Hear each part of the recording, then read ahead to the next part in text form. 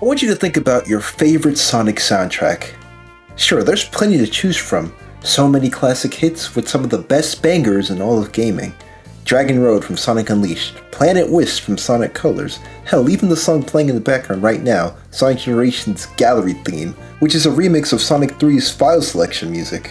What I'm trying to get at is that for most of Sonic's lineup, the soundtracks in this franchise are filled with such high quality tracks that you'd be quite forgiven if you had to choose just one as your favorite of all time. But what if I told you that there was a set of 2 fangame Sonic soundtracks that not only managed to keep up with the official series in terms of quality, but also sometimes surpassed them in quality in some areas, in both passion and attention to detail? What if I then told you that the creators of such soundtracks went on to work on actual official game projects like No Straight Roads and the actual Sonic Mania soundtrack itself?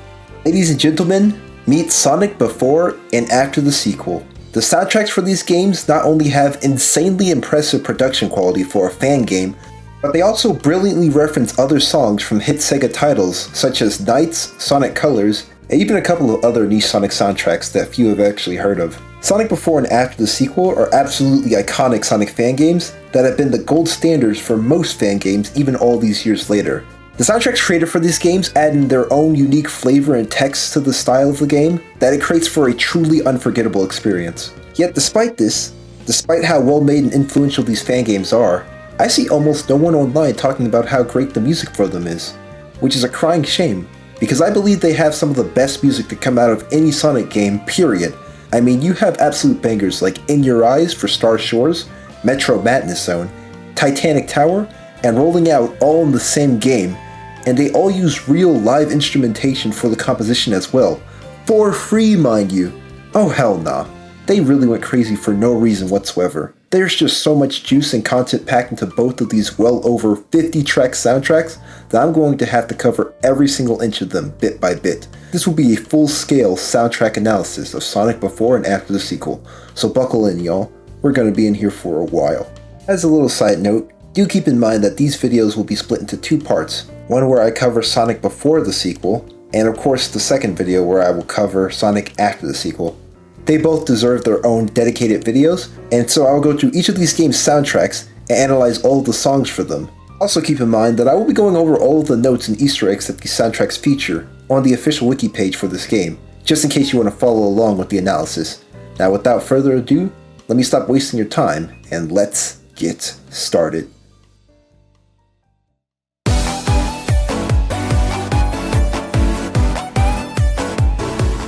Okay, for the first song in this soundtrack we have Circumstance, the main opening theme for this game. It is important to note that Sonic Before the Sequel actually had a beta soundtrack, if you will. Blake Pepper, when developing the game, actually did not anticipate Falk A. Young and a bunch of other musicians to collaborate with him, so he ended up making a completely fan-made soundtrack for the game, comprised of mostly old Sonic retro songs and songs from Kirby, weirdly enough, specifically Superstar. The reason I bring this up is because Falk actually had to mimic what Lake was going for when composing the songs for this game. By the time he came around to working on this project, most of the style and vibes of each level were already figured out, so it was up for him to amplify them, if you will. And the first song in the OST, Circumstance, does an amazing job of introducing that motif. It has a nice little nod to Sonic CD's track, You Can Do Anything, the main Japanese opening for that game. And would you know, look at the original opening for Sonic Before the Sequel, it's also the opening title screen for Sonic CD. But we see immediately how Falk differs in his composition, with it having a much higher quality retro wave aesthetic to the sound. The guitar riffs amplifying the main melody of the song really does a good job of emphasizing that, yeah, this isn't going to be your typical Sonic adventure.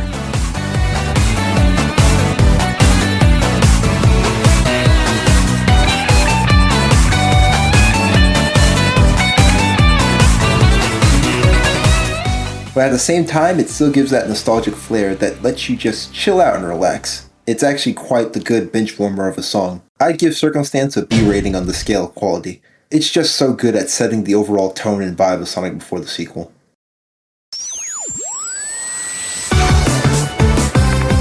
Next up, we have the song simply titled The Title Screen Song. For this track, it seems like Falk aims to lean more into that classic retro wave aesthetic, provides a nice nostalgic tinge to the game's overall tone. Once again though, he's using high quality instrumentation to really bring out the game's brightness. It's just a short 30-second little clip, nothing too special, but once again, it really shows how much time and effort they're putting into this. Didn't have to make this little jingle for something as short as the title screen, but yeah, he decided to do so, and it is just as high quality as the other tracks. A nice highlight of the song is the nice little piano chord at the end that just rings beautifully. Just a nice, serene, and graceful ending to such a beautiful melody. Once again, I give this a B rating.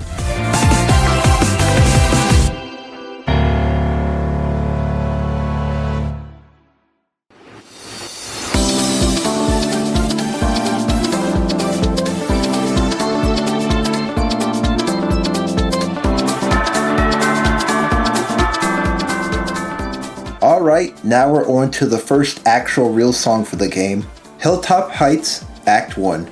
The song for this is called Perilous, and the track note states that he wanted to go for a Sonic CD type of vibe. He wanted to emulate the clouds, rain, and overall chillness of the zone with the instrumentation. And I gotta say, they succeeded quite well. This song feels like you're traveling in an airplane through the cloudy skies.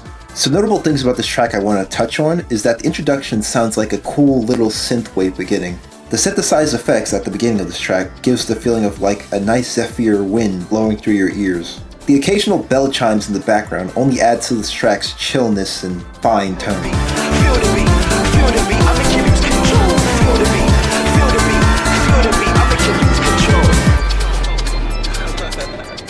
But of course, the most standout function of this piece is the lyrics by Zero G from Vocal Foundry. This rap-like breakdown of the song throughout the chords and melody of it really gives the song the more mellowed out tone that I'm sure Falk was going for. His feel the beats and I'll make you lose control just sounds like a classic 90s Sega, I've gotta say. Very Hideki Naganuma-like in that sample use. A little chuckling in the background also gives some personality to this piece. Overall, this is an excellent first level theme for the game. I could not think of anything better to choose for such a level. Sonic Before the sequel already made the bold choice of starting with a level other than Green Hill Zone for a change. I think Rivulets is a track that exemplifies this bold decision perfectly. Unlike your generic grassy green first level of a platformer, we're going for a mellowed out jet stream type of vibe. First A rating of this soundtrack, easily.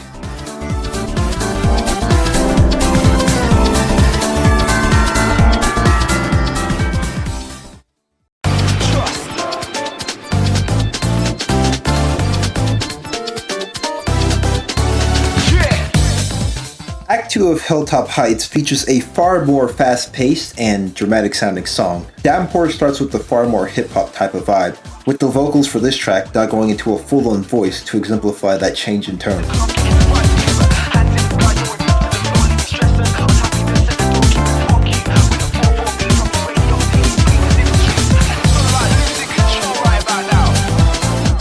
In the notes for Downpour, Falk states that in many ways, Rivulets is iconic up before the sequel as a whole. It's the first piece of gameplay music that people will hear, and it sets the mood for the game as something wildly different from the typical Sonic experience, as opposed to starting with the generic Green Hill trope that I've already said before. For Act 2, he decided to retain a lot of familiarity with the first song, and he thought it should help with the feeling of a new adventure fully sink into the player, while at the same time building up the intensity. Once again, I think Falk achieved his goal quite spectacularly. Act 2 sounds like a great addition to Act 1's theme, without it sounding too alien to the original. It noticeably has a much faster pace to it, as well as the lyricist going way more deeper into the main melody and bridge of the song. Overall, I would still prefer Rivulets, the Act 1 theme, over this, just because of how iconic it is, but I can't deny that Act 2 adds much needed grace and difference to spice up the song a bit. This song goes nicely into the A rating just like the first act. Nice, serene, and a little bit of spice to jazz up the main melody.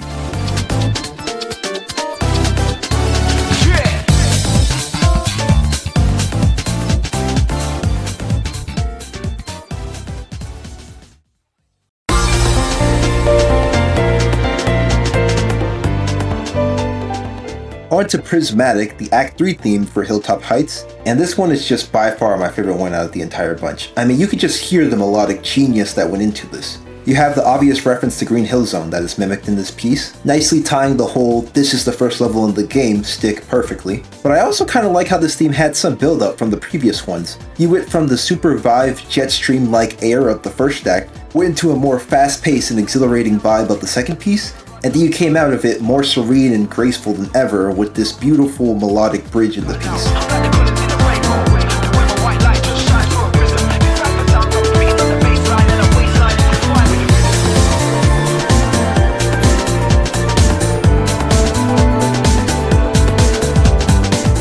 It kind of brilliantly mimics the entire stage of Hilltop Heights itself, with the first level being nice and chilled to initiate the player, the second act featuring more stormy and rainy terrain as you have to go into the stormy clouds, and then Act 3 finally being featured completely on land as Sonic has descended the dark clouds and have finally reached the beautiful decadent plains below.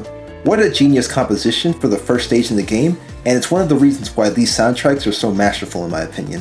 Sure, you have amazing soundtracks made by fans all the time, but Sonic Before and After the sequel actually makes an attempt to make it official sounding with the way that the themes and melodic leitmotifs throughout each level mimic each other. You'll have music that changes with the situation of the gameplay. Each theme mirrors and echoes each other throughout its composition, and overall, the references and materials pulled from other Sega songs just shows that a lot of thought and care went into the construction of this OST. The first S-tier song in my opinion for this soundtrack, and easily the best one in Hilltop Heights Zone. Ooh, I almost forgot the notes for this track. If Rivulets was characteristic of Before the sequel as a whole, and Downpour built on it, this track would be a step towards building the expectations for the OST in general. I wanted to early on expose the player to the full range of genres that could be represented with the soundtrack, and dissuade any preconceptions on what a retro-style game had to sound like. Sonic CD was 1992, and its two OSTs fit so well with the game despite it being a 224 16-bit fare.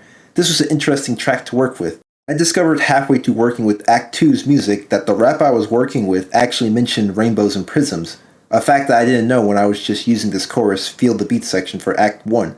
It worked alongside the orchestral rendition perfectly for Act 3's lighter mood. Kind of funny how things turned out. Despite the rain being gone, I still get a very chilly vibe from the overall zone coloration. Hopefully the music conveys that very well. For the Hilltop Heights boss theme, we have Rolling Out. This track has no notes on it, as the song pretty much speaks for itself.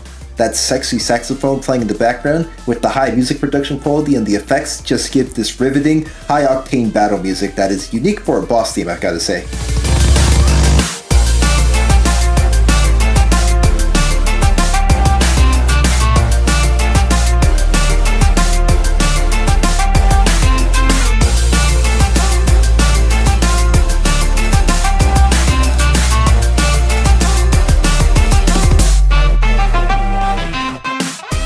I like how the theme still mimics the cloudy nature of Hilltop Heights by having the saxophone be a little delayed and off-key with some of its notes playing. It's a very subtle but important detail with this song's composition that makes it sound so great in the first place.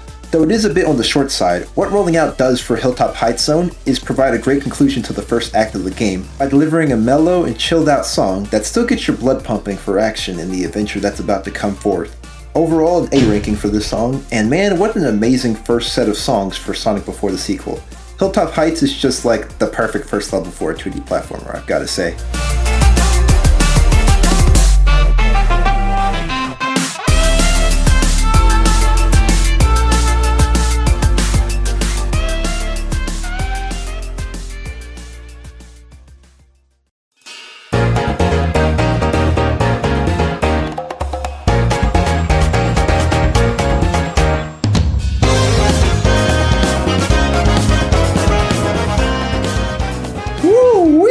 Just let that sick intro kick in. For the second stage in the game, we have Star Shore Zone, and oh boy, do we start off with another banger. For this first track up, we have In Your Eyes, in which the composition notes for this folk says, "This is the first Tails stage, and the green blank trope zone." The music is a homage to Ricard Jacks and his amazing work on 3D Blast Saturn, which I feel helped define the game more than the original Genesis soundtrack. I definitely had a lot of fun working with this one. For those of y'all who do not know, Sonic 3D Blast actually has two soundtracks just like Sonic CD. It has the original Genesis soundtrack, which is the most popular one by far, but it also had a rendition on the Sega Saturn that was developed by Ricard Jacks, probably one of the most influential and important composers at Sega. Up there with the likes of Hideki Naganuma.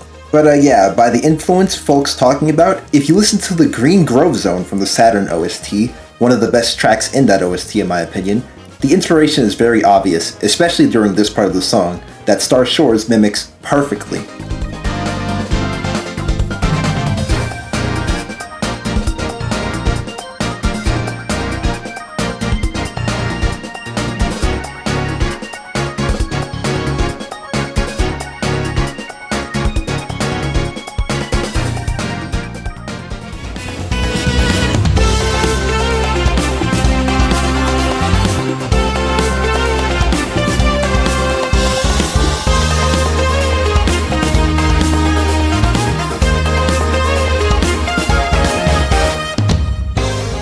feel like even though Star Shores is supposed to be the generic green place zone for a Sonic game, it still stands out far more because it has a unique Hollywood Broadway show aesthetic to it. I mean, first, the level's orange and green pastel colors definitely do make it stand out more, and it has these star plant drugs that Tails can get high off of and makes the music more funky. No, but in all seriousness, this zone just has amazing composition. I definitely like the acoustic guitars and riffs in this song that really aid in the Hollywood aesthetic I was mentioning earlier. And once again, that lively saxophone rears its beautiful head as it beautifully contrasts the more traditional guitar riffs as they have their little back and forth throughout the piece. The obvious highlight of this track is that Green Grove nod that we mentioned earlier, and yeah, it definitely is the best part of the song in my opinion. Another grade A tier song for the soundtrack, and the bangers just don't stop coming.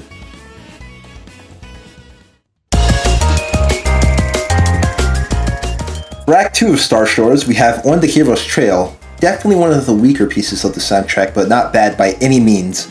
The notes for this one say, one thing that Sonic Colors OST did outstandingly well was the per-act remixes, especially with how the music could vary wildly in BPM, yet retain the same melodies and flavor. Whenever I think something might sound too awkward sped up to X BPM, all you have to do is think of Aquarium Park. I guess I wanted to try a little of that myself. Coupled with the faster, shorter nature of this act, and Tails wanting to figure out what the Blue Blur was all about, this track emerged. And really, all of what Falk said about this track is how I feel exactly. He brilliantly mimics that Act 2 vibe that most Sonic games go for, with the faster BPM and overall faster pacing compared to the original Act 1. He did this with the previous zone Hilltop Heights, so it makes sense he would do it here as well. Even though I do rank this a little lower than all the tracks so far, it's mostly because it's too short and repetitive for my liking. It does still have a nice mellow beat to it, but overall it's not nearly as strong as the other tracks, especially the next upcoming one. Another B ranking.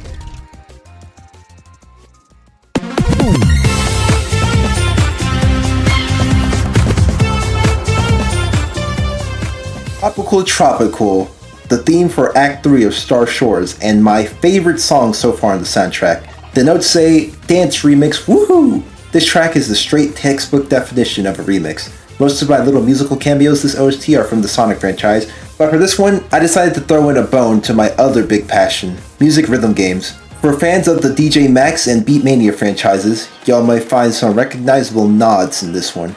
While I haven't experienced those soundtracks personally and cannot find what he is referencing in this track, the other Sonic songs are obvious in this track, especially Starlight Zone. I love the beginning of this track and how it starts off with the super diluted noise effect. I don't know what synthesizer he's using to get that effect, but it sounds just incredible. Especially how the song starts off the section with the nice midsummer day-like vibe, and then that section slowly and elegantly drifts into the main melody of the song, which features that amazing and dynamic sax and guitar duo that we heard in Act 1.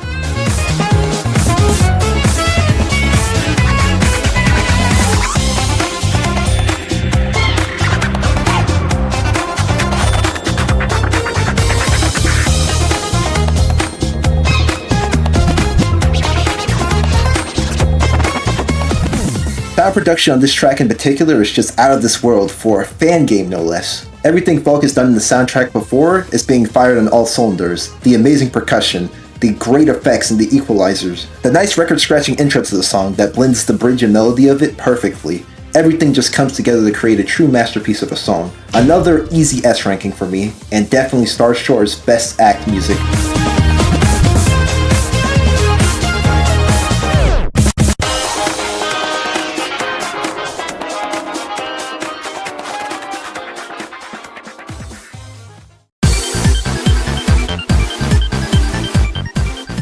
For the boss music of Star Shore Zone, we have Moab. There are a lot of jokes people made about what this actually means, others saying some edgy nonsense, but the official name of it, as Falk has stated, is that it stands for My Own Adventure Begins, a perfect nod to Tails. Right off the bat, I just want to say that this is the most retro-sounding song so far in my opinion, with it having a nice synthesizer that mimics the Genesis style of music quite effectively.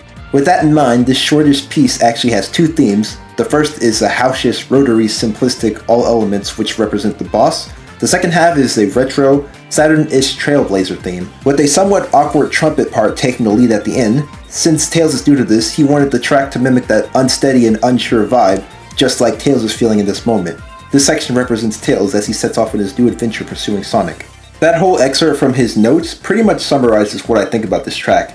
It serves as a nice nostalgic feeling, yet pretty engaging track for a boss theme, I've gotta say. The way it has that retro feeling to it while also mixing in the modern instrumentation is just a classic of this OST by this point, and it really mimics Tails' unsure nature as the track slowly develops over time into a more complete and melodic composition.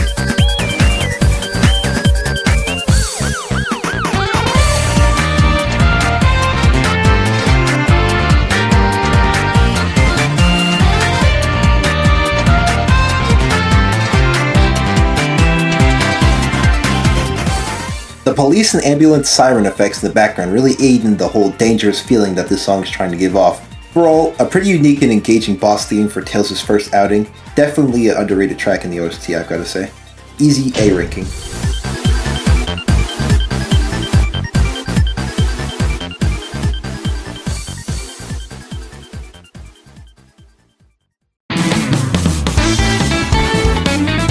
Next stage on this list is Rocky Ride Zone, and this is actually the first set of tracks that I'm not a huge fan of, I gotta say.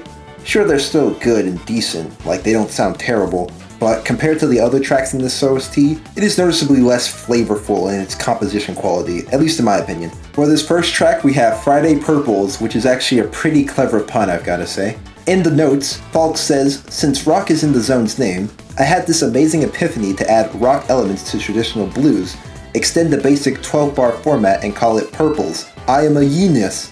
I know he meant to say genius here, or at least I think he did, so this typo just makes it all the more charming and hilarious in my opinion. The guitar solo way in the back halfway through is done by Ian Charlie Chong, who was just chilling at my place a few days before he packed up for LA. Was simply a jam session that I happened to get on disc. You could definitely feel the whole chill and mellowed out vibes to this song, but I just don't think the rock and roll elements work well here, because the trumpets kind of clash with the overall tone of the piece. It just sounds like it's all over the place, at least in my opinion. I'm not a music theorist or anything.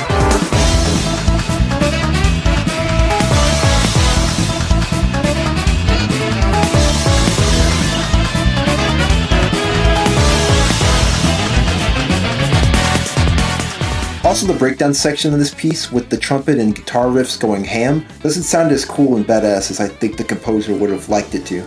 I get that this section in particular is an obvious nod to Hot Shelter from Sonic Adventure 1, but it just doesn't fit in the same way that the other tracks that have thematic nods to them do. That and the track is just really short, making its repetitive melodic line really grating most of the time. This is the first C ranking I'll give for the soundtrack. Again, not a bad song, just not nearly of the same quality as the other tracks in this OST. I can definitely feel the Jutsunoi influence here though.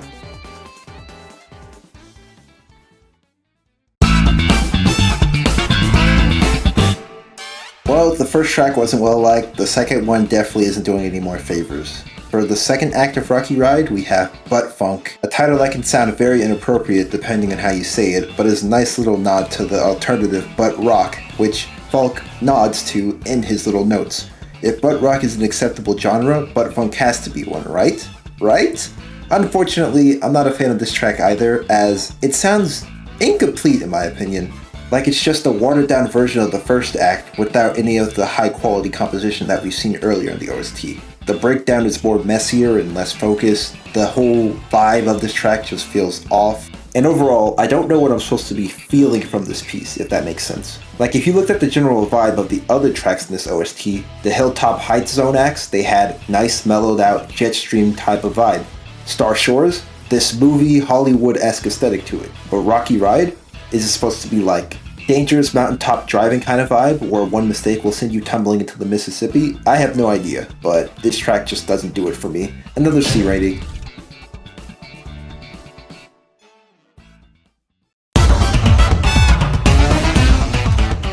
Okay, for Act 3 we have Upwards, which is a track that lifts the previous act upward a bit, with it having a more stylized theme and an actual melodic motif, but it still doesn't do much for me, even if the overall instrumentation and composition sound nicer. I will say, this cute little nod to Sweet Mountain Zone from Sonic Colors,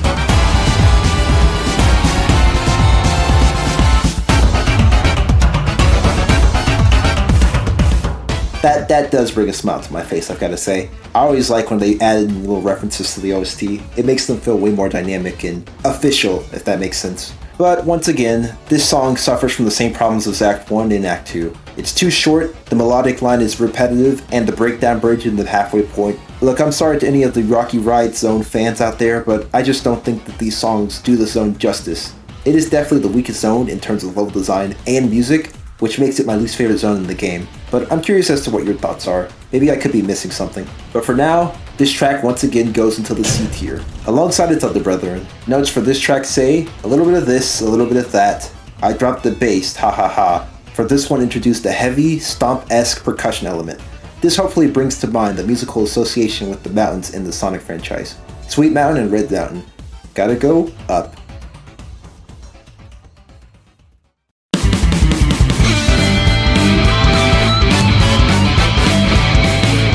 By far the best song in Rocky Ride's set of tracks, Meet the Fat Man is an excellent composition that brings forth the fast pacing and rock and roll vibe that I'm sure Falk was trying to go for with the other ones. This one actually has a style and aesthetic that I can get onto. The notes for this one says, it's no big secret that Be Cool, Be Wild, and Be Groovy from Sonic Adventure is a thinly veiled homage to the flashy guitarist of this generation, specifically mimicking Santrina's Satch Boogie. Hope I'm saying that correctly. For this boss, I decided to emulate that by mimicking Steve Val's Juice by mimicking a song that I mimic in another song. How about that? Due to the shortish length of the boss, there's not much fun of this one. It's just an all-out fun fest right from the start. Enjoy. Like Falk said himself, the biggest flaw that this track has is that it's short, but it does what it's supposed to do correctly and doesn't waste most of your time. Its guitar riffs and percussion this time around sound way more focused, and unlike the butt rock he was trying to go for in the previous acts. Not trying to use that term derogatory, I'm just saying that I really like it when the percussion and jazz sounds focused and dynamic, like some of the jazzier tracks featured in this OST coming soon. Overall though, this doesn't get above a B grade, although it is easily the best track in Rocky Ride Zone by far.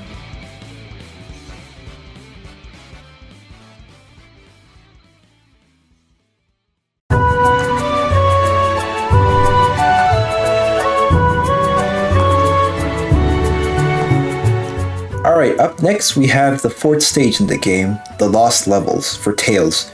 These songs consist of the most references from Sonic as they literally remix the unused tracks from the games. Starting off with Invisible Realm, this is clearly just a slightly different remix of Hidden Palace Zone from Sonic 2.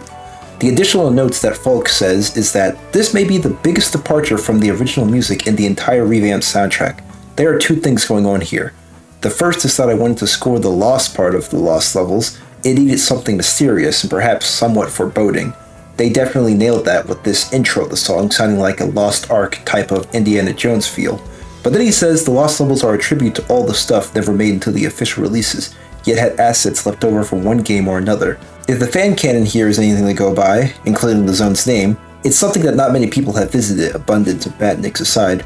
Falk later goes on to write about how this zone is purposefully different than most of the other tracks in the game because he wanted to break that preconception of what a retro and Sonic game should sound like musically.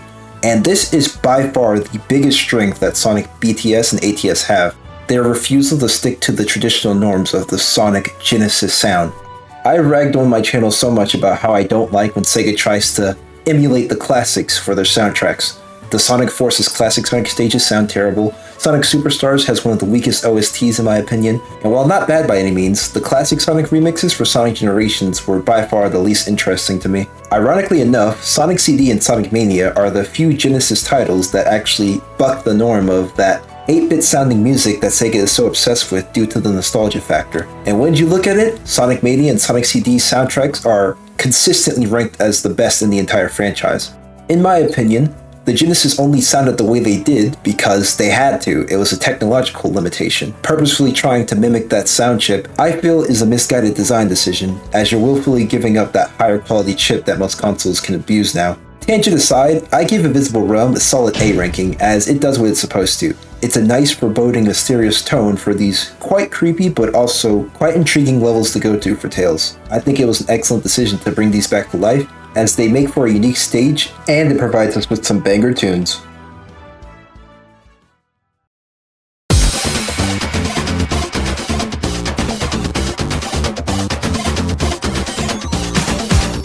For Act 2 of the Lost Levels Zone, we get the song name simply titled Wood Zone. And yep, that's a pretty accurate description of what this level is like. It's actually interesting, as Falk notes that he struggled quite a bit with this piece, needing to enlist the help of a composer called KGZ in order to finalize the piece. He states in his notes that KGZ brought the piece together perfectly, as his solution to the problem was to give it more percussion, which would make it have an identity of its own, while also bridging the Act 1 and Act 3 of these zones musically. And boy did he succeed, as this zone sounds the most percussion heavy out of all the tracks we've heard so far. I mean, just listen to what the drums are doing in this piece.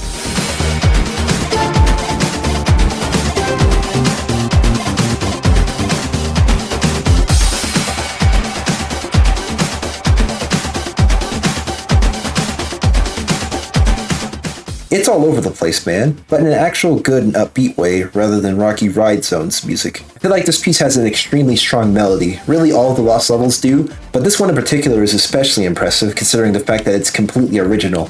The melody and bridge of this piece sounds like a working factory, which works with the wooden tree-like aesthetic as there are saw blades constantly cutting and trying to hurt tails. It sounds busy but structured, really industrial but organic at the same time. It strikes that perfect balance for an Act 2 zone that I feel like rarely gets done right. I'm going to go ahead and give Woodstone an S ranking. It really couldn't be more impressive if it tried to be. This is one of the songs you'll want to show to people when trying to sell them on BTS's quality.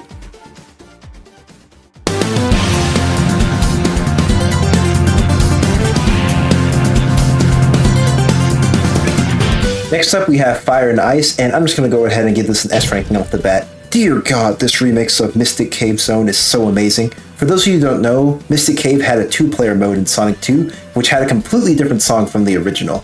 And it is one of the most underrated tracks in Sonic in my opinion, which is a shame because you can only get to it if you just randomly decide to play 2-player. This track that they remixed for Sonic before the sequel emphasizes all the great parts about the original's melodic tone and percussion. Actually having a star guest in this composition, Andy Tunstall, which if you're a real old fan of this channel you'll know, he is one of the key composers for Spark the Electric Jester soundtrack, and they just go absolutely ham on this piece. I mean, the guitar verse in tandem with that great percussion just really brings it to life. The fact that they made a separate version of this theme for the nighttime area of this level, where it feels more hollowed out and chill with the more crystalline structure.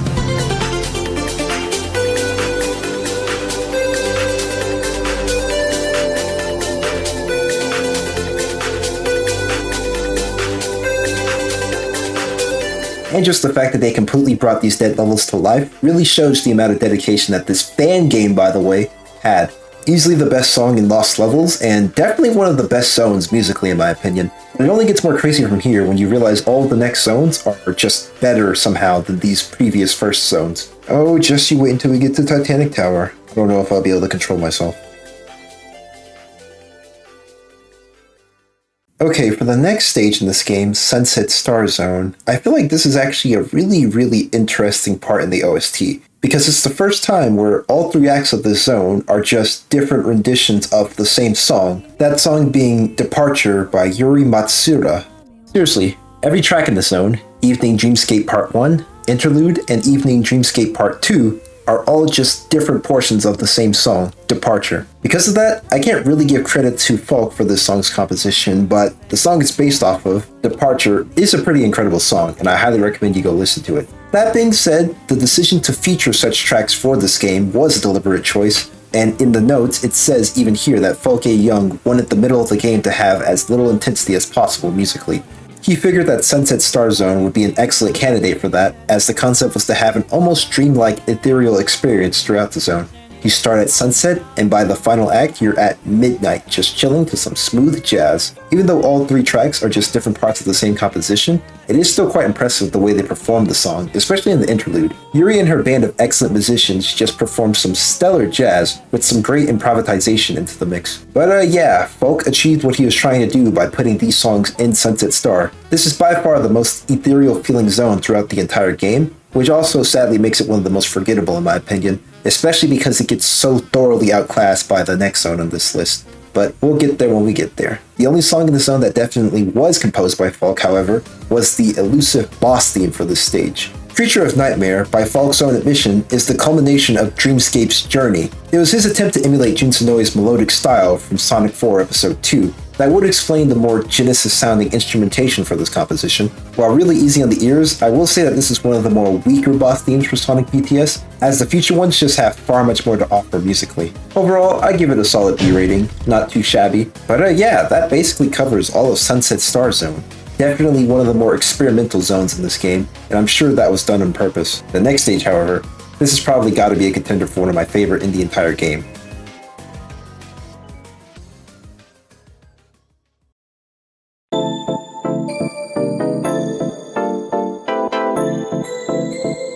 Yo, give me something to dance to.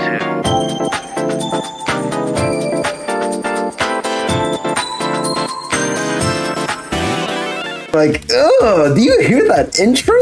Oh my gosh, they snapped with this one. This is the first track in the entire OST that was worked on by Funk Fiction, not Falke Young. And boy, you can tell the difference immediately. The stylistic choices, the changes of instrumentation, the broad sample use, the funkiness. This dude just absolutely knows what he's doing, and it's crazy that he did this work for free, I gotta say. A standout piece of this song that I like to point out is the hip-hop samples that are used throughout the piece that are pretty much used the same way Hideki Naganuma uses it in his music. The production quality, the various effects in the background, the violins, just, oh my gosh. This is the best song in the game so far. Easily. And it only gets better as Funk Fiction will show up more in the soundtrack, and the quality of his work just can't be understated. Every track he makes is a banger. And his style of composition pairs surprisingly well with Folk's, as the game goes from a more live instrument traditional kind of feel to a far more techno and cityscape-esque vibe to showcase the rising stakes and tension of the game's narrative. By this point in the game, you're about halfway through the entire experience, and the shift in tone of the soundtrack really emphasizes this. The zones are only going to get more high-octane and spectacle from here on out, and I feel like this first track, Metro Madness, just simplifies that change stellarly. Even the name itself, Metro Madness, just such a cool and exciting name for a track. Easy S ranking like I said before.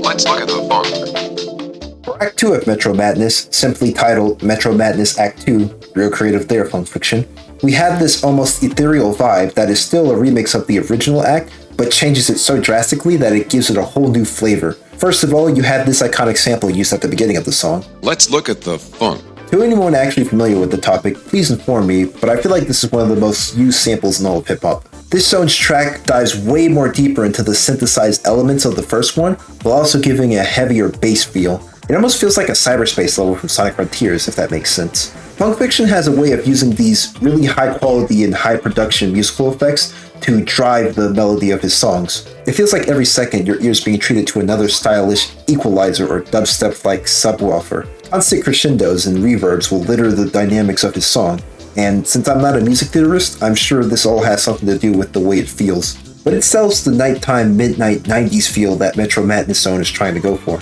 The cityscape feels dystopian and dangerous, kinda like you're not supposed to be out this late. And the various telegraphic effects, in tandem with the stage's brilliant level design, just really makes this come together as one of Sonic BTS's best showcases in spectacle. This would easily be the most impressive showing from Funk Fiction if another iconic zone wasn't coming up soon in the future. Another S ranking, of course. All the tracks in this zone are pretty much going to get the same rating. Let's look at the funk.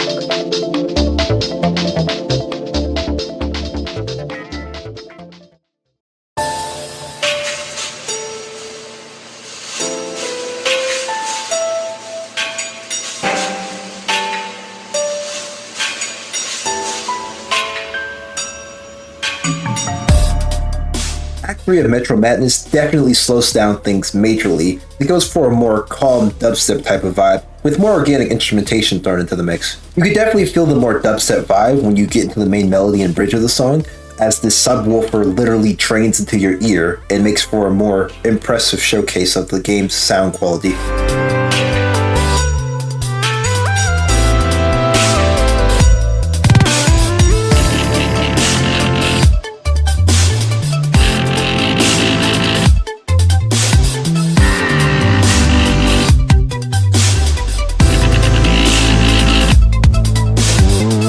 It sounds sounds like the city is now calling to you, and Tails has gotten out of the darkness of it and is now ascending back to the top. Definitely leading into that cyberpunk dystopian vibe with this one. Though this track is my least favorite out of the bunch, it still has some impressive feats of composition, definitely not go unnoticed. From the brilliant use of that alarm sound once again selling the danger of the zone, to the nice and subtle percussion work, aiding in the oppressive feel of this track's melody. It all culminates in a brilliant finale to such an excellent zone.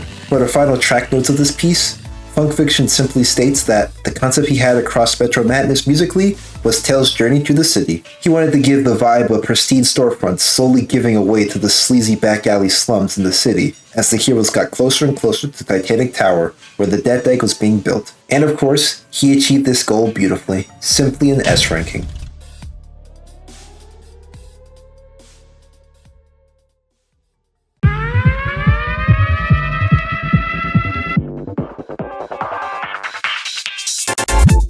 For the boss act of this zone, this one definitely sounds the most Sega-like in terms of their traditional composition, and still features Funk Fiction's traditional style of heavy instrumentation along with pristine effects. Many are quick to note this track's similarity to Metallic Madness Zone from Sonic CD, and I can understand where they're coming from.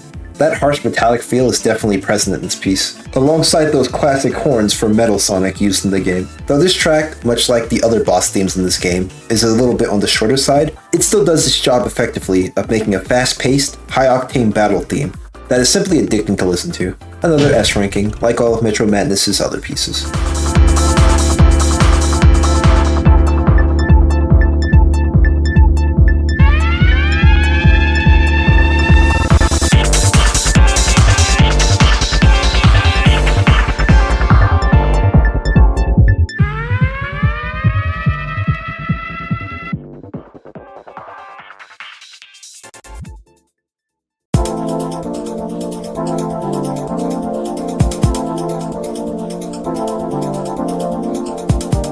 Starting off with the second half of the game, we have Fortress Flow Zone for the 7th stage.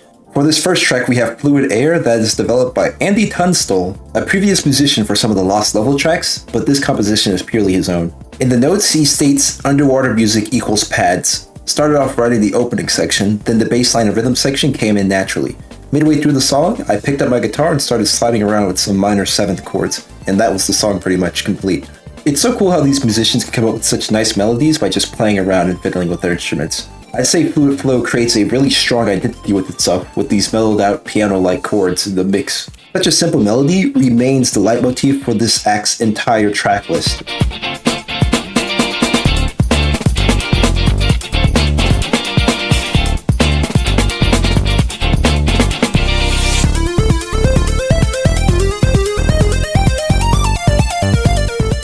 The buzzing of such chords really gives the vibe of an underwater sea bass that I'm sure Fortress Flow is going for. Simply bringing in that drum kit percussion and you have a pretty mellow and sick track. A humble A rating. It's incredible how these musicians can create such addicting tunes so casually and they make it look so easy.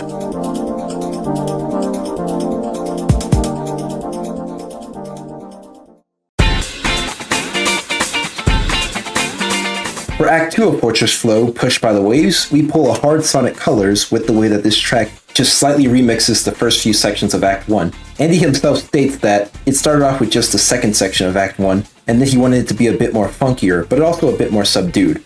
Act 1 was strong enough song that he just needed to reinvent each section a bit and move things slightly around to make them sound different. Once again, the subtle grace of all the work shines through, as this act just sounds like the perfect Act 2 to a song. Andy doubles down on the hard rock percussion in order to make a more filtered and subdued feeling in the player, kind of like they're deep underwater, like in this level. If Act 1 felt like you were starting to slowly submerge yourself under the surface, this act feels like you're full on swimming in the deep blues. I love it. The guitar riffs especially add a nice acoustic tinge to the piece that pulls it all together in my opinion. Another solid A rating song.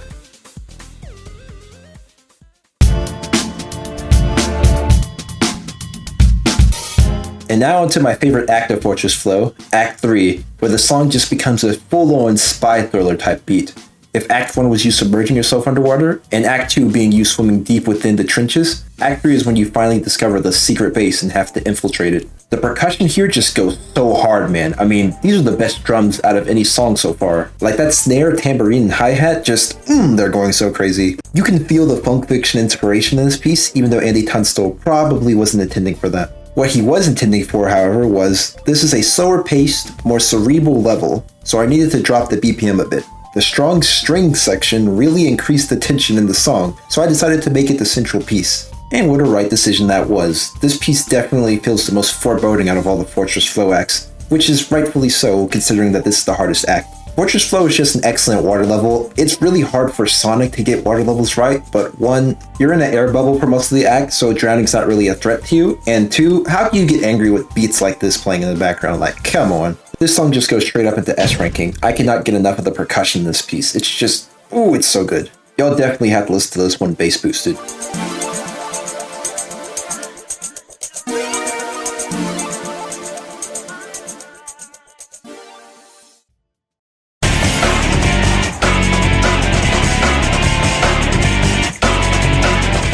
For the boss theme of Fortress Flow, we have Sea Devil Chase, by far the best boss theme so far on the OST. And I just gotta say, listen to the guitar riffs in this one, man.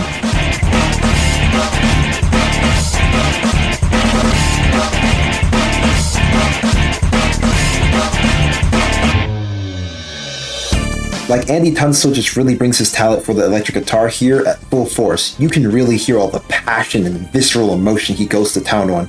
It's so dramatic and SA1-like that you just can't help but bob your head to it. And this song has such a great cameo from one of the best songs in Sonic, Tropical Resort, in this section right here.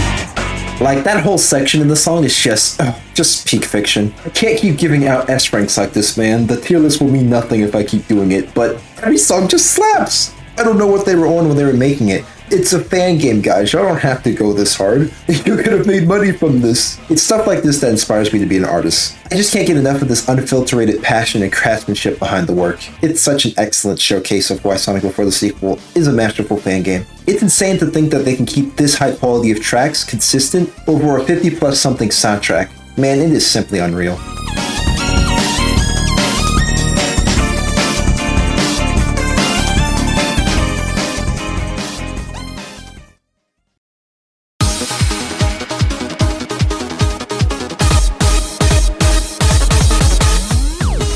The next stage up on this list, we have Perilous Paradise, one of my personal favorite stages of the game, and this first track for Act 1 is actually a pretty interesting one name-wise. It's pronounced Playa del Mediterráneo, which roughly translates to Mediterranean beach, I think.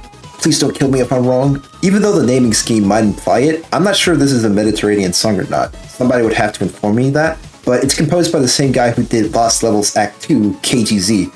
In the additional notes, he says, so Tails finds himself in an environmental dome, a synthetic ecosystem, and the apparent source of all badniks? We wanted to both characterize this synthetic nature and give a nod to the original release's heavy influence of the Kirby series. And in that, I think they succeeded. This stage theme sounds like a really late level for Kirby Superstar Ultra. Falk's own comments on the track states that Lake clearly was influenced by the Kirby series music, so they knew they had to make a really catchy and memorable theme for the listener. And with that, they made a blend of chiptune and synth-pop-like elements to produce an upbeat and fun collection of tracks. And I feel like you just get all that by listening to the song. In fact, let me just put it over some Kirby gameplay to show you how well it fits.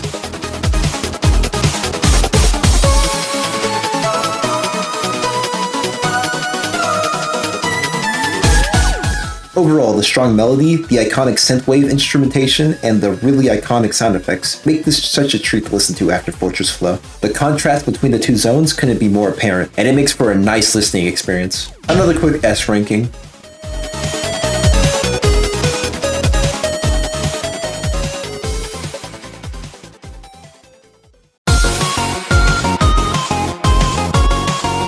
Man, if Act 1 of Perilous Paradise sounded like a Kirby theme, then Taken by the Tides just takes that to the next level. I mean, just listen to how massive the difference between style and tone is for the previous Sonic tracks. This is the first track in the game I would say goes for the full-on Genesis-era sounding sound chip like I was talking about earlier. But again, with that high production value and sound quality of the effects in the background, it brings it all together to create a truly distinct sound and style for Sonic BTS.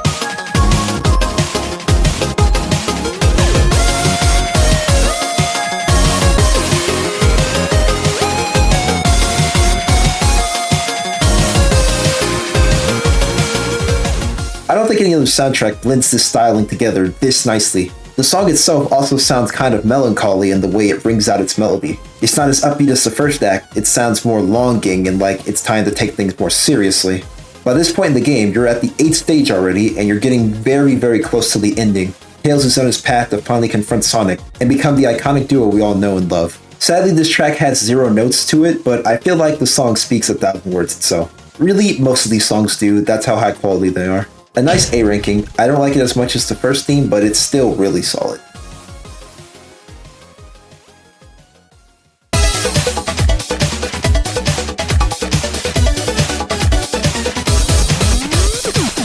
Alright, I would say this is the lowest ranked one out of all the Perilous Paradise themes. It just kind of feels out of place and isn't as strong compositionally, but it is still nice to listen to. It is kind of weird that it goes back to its upbeat self, given that the forest is literally burning down around you, but I guess this is Eggman's forest, so it's okay. It definitely leans more into that uplifting tone and feels like an early GBA level. That's one of the coolest things about Perilous Paradise that I like, is that it simultaneously feels like a beginning level, but also an endgame level, just because of its style and aesthetics. The music does a great job in aiding in that aesthetic by having such cutesy, chiptune-like sounds to mimic the feel of those games. But again, the high quality instrumentation and sound production makes it all blend super well. Though it might be short and not as melodically satisfying, I'll still give Chiptunes and Salsa a solid B rating. Also, the track having an amazing pun really works in its favor. Also, the track having a really funny pun in its name really works in its favor.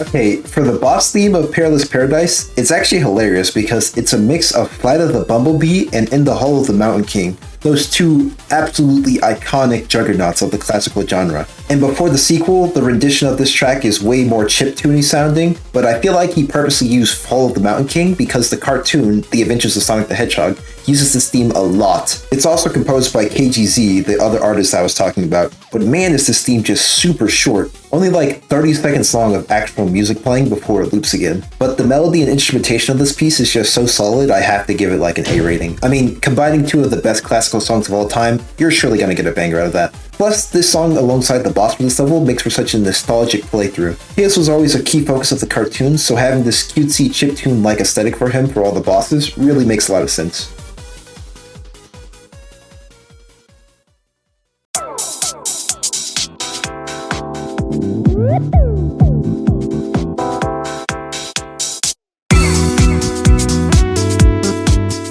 Here we are, we finally made it, guys. The best set of songs in the entire game, Titanic Tower, probably my favorite level in the game as well. Back on the composition, we have no other than Funk Fiction. This song and this level takes you way back to the 70s, 80s, and 90s with its composition. The Daft Punk vibes from this whole level just sounds immaculate. I mean, the track notes tell you all you need to know for the song. Just plain fun. High times and good vibes here. Stylized vintage mode. Moog leads, Rhodes chords, grooving bass, disco strings, disco toms, wah guitar transitions, and the best of all, filters. Captures that French disco house sound, here to enjoy the rest of your day or life. So that's what he's been using the entire time. Filters. That's why it sounds so high quality and like he's transitioning from one style to the next. Man, Funk Fiction, you just so talented. I feel like the man just had so much fun working on this piece. I mean, really, how could you not tell that?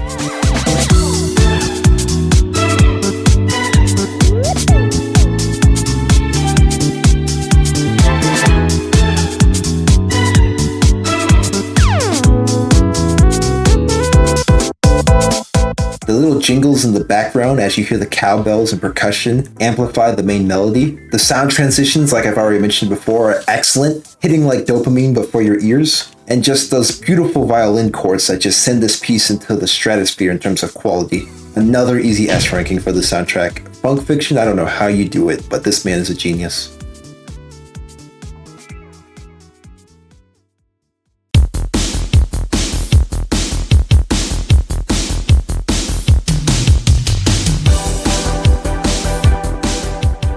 guess I forgot to mention this by this point, but yeah, Funk Fiction does not like titling his songs. As for Act 2, we simply get Titanic Tower Act 2. But man, does the song speak for itself. I mean, listen to how 80s this sounds. Once again, the sound quality is off the charts for a fan game, but I've already yapped about that enough. What I really love about Funk Fiction is how he can take the same melody from each song that he creates and give it a completely different feel and vibe just by changing the instrumentation and filters he uses.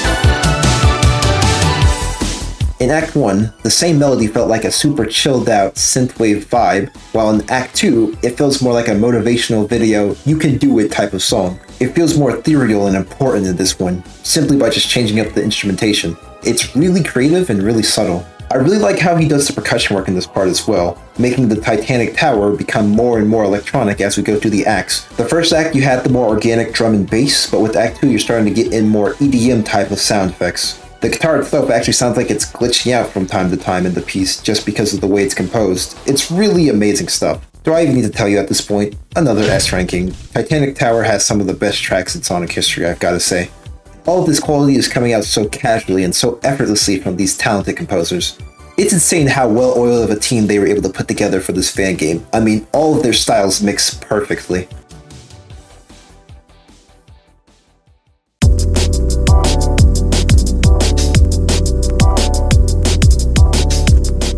If Act 1 of Titanic Tower was super 70s, with Act 2 being really 80s-like, then Act 3 just takes it to the 90s straight up. This song just goes full-on drum and bass, with a little dubstep elements thrown into the mix just for some flavor. We bring back the subwoofers from Metro Madness, but this time used at an even more faster pace. And the bridge of the song is just, oh my gosh, it's the best bridge out of any song so far.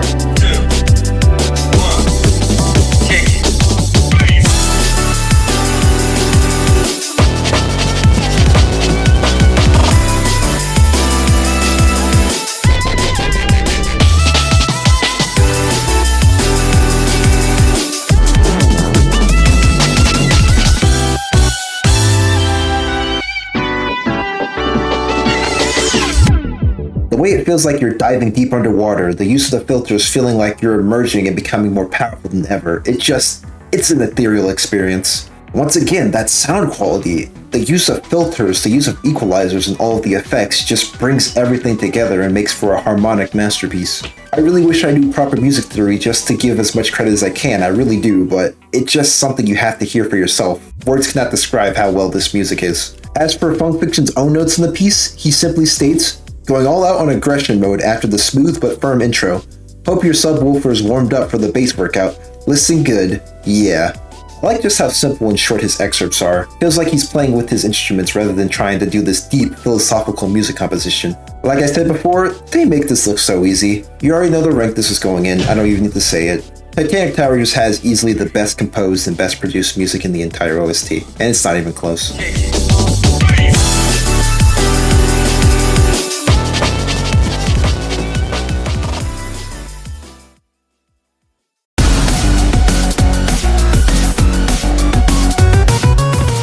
For the boss theme of Titanic Tower, we finally bring it full circle with 70s, 80s, 90s, and now the 2010s era with its dubstep vibe going for this piece.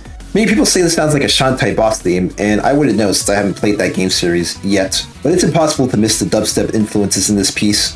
The screeching voice effects, the kinetic piano, the amazing hard rock and roll for this piece, which was a huge surprise for me, and an actual creative name for the song, World's Largest Unicycle. Would you look at that?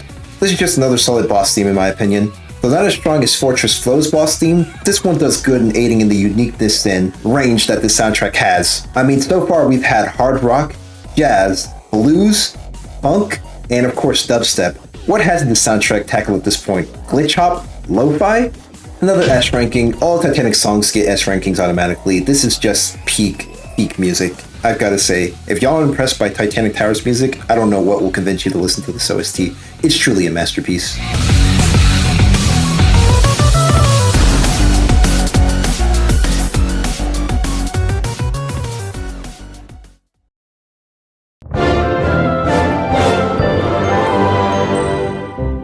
Here we are, ladies and gentlemen, the final stretch of Sonic before the sequel, and the point in the soundtrack where we go from being masterful to being perfect. The next song on this list is a special one, because it was so good and well composed that it actually got Sega to play it at the Sonic Symphony 30th anniversary. For the first song of the stage Cloudy Crowd Zone, we have Flying High, a gorgeous orchestral remix of both Tails' theme from Sonic Adventure and some of Sonic 2's main themes.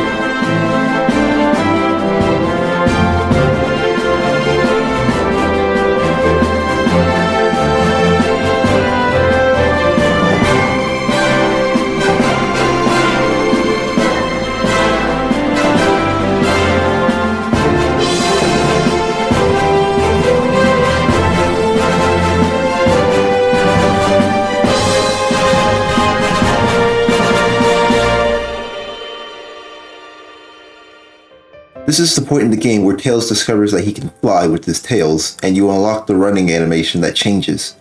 It's such a simple but beautifully conveyed concept in this game's story, and the music just amplifies it to greater heights. The instrumentation used in this piece that Folk does is just so gorgeous and high quality. Apparently the sound fonts used in this song are extremely rare as they're really expensive to use.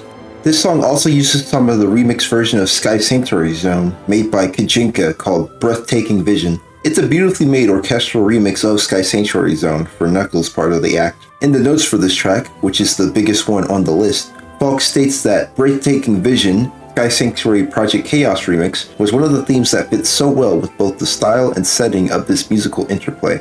From Act 3, through all the post-boss cutscene, it would be wrong to change it. His original suggestion for Cloudy Crowd Zone was a light, airy trance, which instead made its way into Hilltop Heights music instead, so we established that the OST would have some orchestral in it.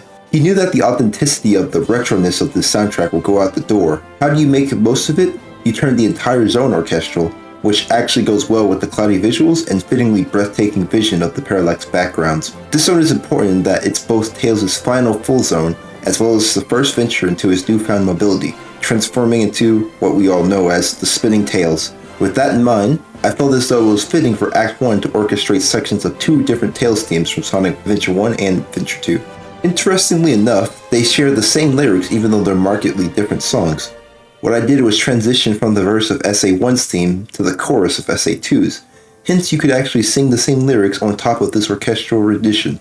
Such a genius composition and way of arranging a track, and man, what a beautiful theme this is. There are very few words I can say that describe just how masterful this track is composed, and it's truly one you're just going to have to go listen for yourself. But I'm pretty sure that even those not familiar with Sonic BTS's soundtrack have heard this song in particular before. It's just such an iconic one to the game that it's most definitely had its influence outside of it. Another S ranking, you all know the drill at this point. This soundtrack at this point is just becoming a pure bliss.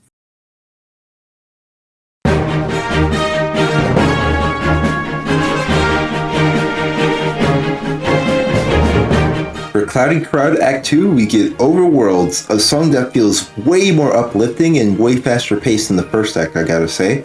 This song is definitely a treat, as it's the first theme in the OST for Tails that sounds fully confident and fluent in what it's trying to accomplish. The amazing symphonic sound font stays true just like the first act, which makes it feel way more important and ethereal than all the other tracks. Like, this song demands your attention, and it's not just here to be good to listen to, it's here to be performed as art. The breakdown around this section right here also has a little musical cameo. It's the result music from Sonic Colors, another quite orchestral soundtrack, so that was a great fit.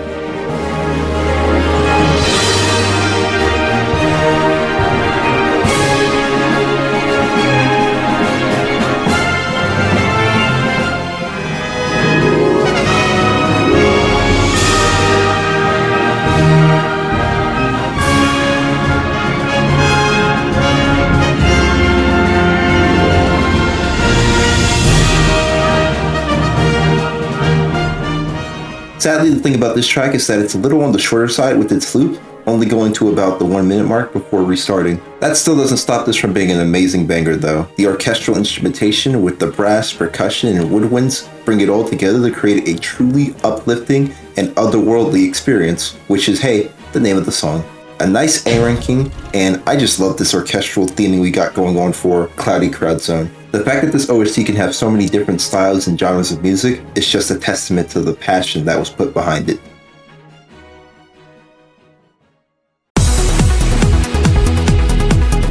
We're actually going to have to skip directly to Arcane Altitude Zone, as the songs for the boss and Act 3 of Cloudy Crowd Zone are both different parts of the aforementioned song Breathtaking Vision, which was the remix made by Kajika for Sky Sanctuary Zone.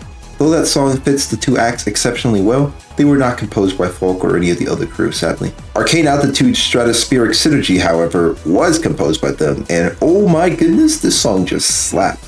In the notes for the song itself, Falk states that, "Is this really the last zone? Why is the music so chillax?" Not spoiling too much of the game's plot, this takes place right after a particularly epic boss fight and somewhat touching cutscene. Consider it a little breather and a calm before the storm of the final boss. We're talking about a giant mechanical balloon filled with gadgets and electricity and stuff. That can only mean one thing: trance out the nose. The touching cutscene he's talking about, by the way, is this beautifully animated one where Tails is struggling to keep up with the altitude flyer.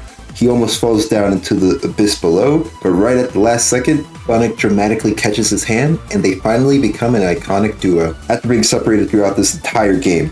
It's stuff like this that makes me say this is the best Sonic fan game, y'all. Like, they really put their all into every tiny little detail and subtle moment. But for the song itself, it is pretty chillax, I've gotta say. Like, it has a lot of calming melodies, and the strong orchestral style of the previous act is toned way down in this one. You really feel like this is the calm before the storm, as the instrumentation is noticeably more subdued. The melody and bridge of the song is still really strong though, with it having a nice melodic riff that goes throughout the level theme, making it feel like you're literally floating on air. Those high quality effects really selling the entire tone of the song, and the piece in general. Just a nice bench warmer of a song for Arcane Altitude, as it's the final act and zone of the entire game, so they really want to make sure you ease into it nice and steady. A nice A ranking, and a nice first act into the final stage of the game.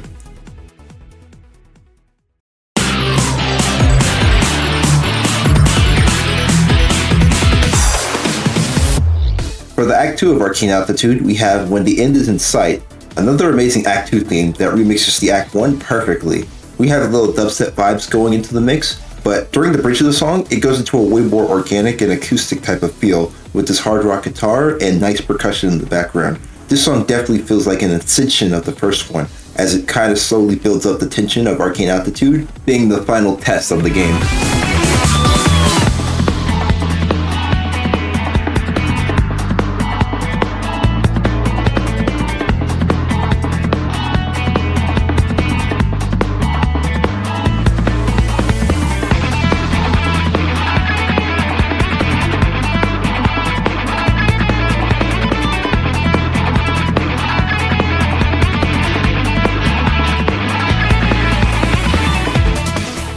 All the additional notes for this piece says is miscellaneous trivia. This was mixed on a $200,000 analog console with prize space.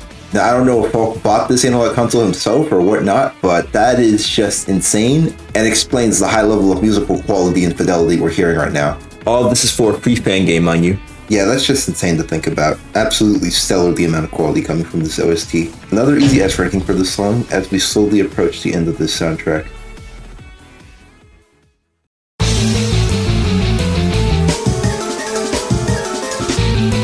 Alright, up next we have Hard-Boiled Premonition, probably one of the creepiest sounding songs in the OST, and everyone in the comments seems to agree with me. A thing to note about the composition of the song is that it still keeps its hard rock and crescendo-esque tone to it, but it's distorted in a way where the notes kind of ring out eerily, like it's not all put together correctly. I don't know what the reason is for it to be composed this way, but it does aid in the creepy sounding vibe of the song. It's kind of misplaced though, considering the type of level Arcane Altitude is. Seriously, the end of the song sounds like you're about to get jump scared, until the ending just stops off with this little flute solo.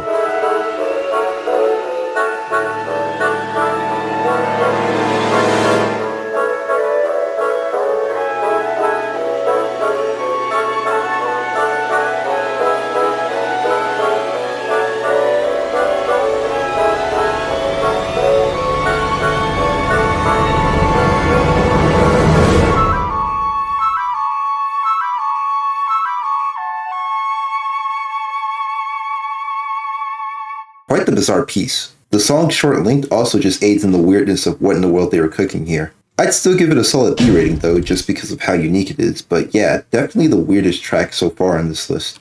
The next song, on the other hand, Ode to the Shattered Illusions, amazing name by the way, absolutely kills it as a final boss theme for the game's final act. The final notes for this one says, I've always wanted to use the French horn as the highest register to emulate wind/air. I guess I finally get my wish. And given his wish he does, as this bridge section in the piece just absolutely goes crazy. Bonk is definitely showing at this point in the OST that he's experienced with BTS's style and overall flow. That amazing violin piece that plays throughout the track is just a testament to that. Him combining the traditionally orchestral sounding instruments with the hard rock and bass really makes an amazing contrast, especially when he starts throwing in that piano organ and the French horn.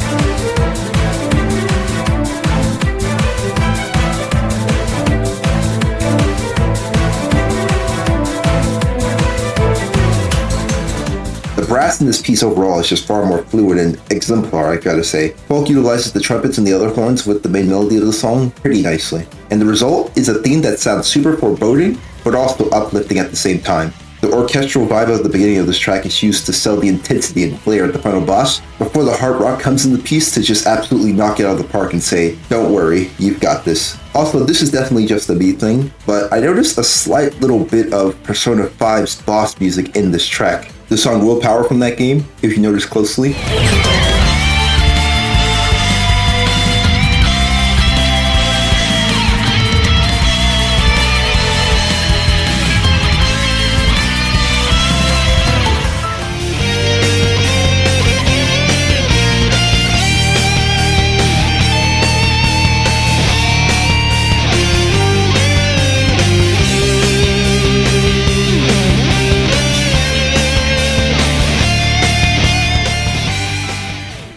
I know Persona 5 would have been released way after the soundtrack, so it's definitely a coincidence, but I still thought it was neat.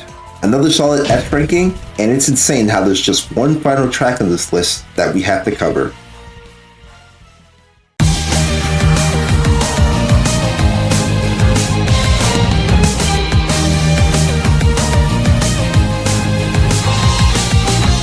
Here we are, y'all. We finally made it. The final track of the OST, simply titled Unstoppable. I think it's fitting that the notes for this track simply says it cameos the ending of Sonic 2. That's all that really needs to be said. This music absolutely rocks as a Supersonic theme, as it remixes the title theme Circumstance, if you notice closely here.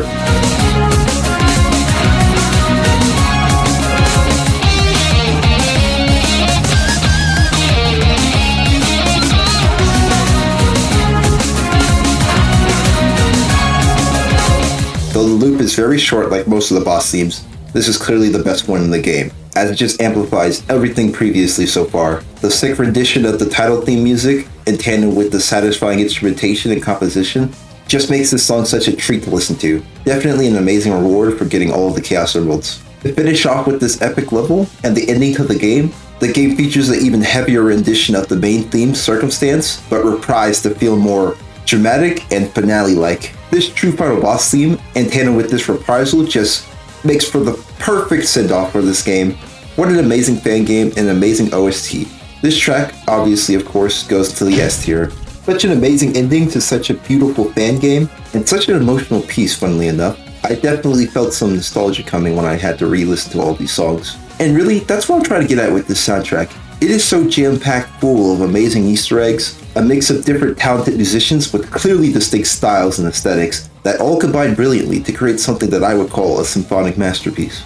You could really tell a lot of thought and effort went into the most minute of details with this soundtrack, from the beginning theme's choruses all the way to the ending theme's nods to the actual series. There's a reason that this game is considered one of the best Sonic fan games of all time, and the soundtrack is in no short part the main reason behind this. It is insane to me what a group of dedicated fans can do when they just put their mind to it. This game and soundtrack outrank some of the official works in my opinion, and it was done 100% for the passion and love of the game. Absolutely spectacular to see. I know for one that this soundtrack will remain one of my favorite top ones in the Sonic franchise, even though it's not official. It's just too great. As for now, tell me what your favorite song in Sonic Before the Sequel soundtrack is. What do you think about some of my takes? Did I hit it on the mark, or do you have some different interpretation of some of the songs? I'm really curious as to what y'all think. But with that, I'll catch you next time on the Plexi Tier channel. Peace.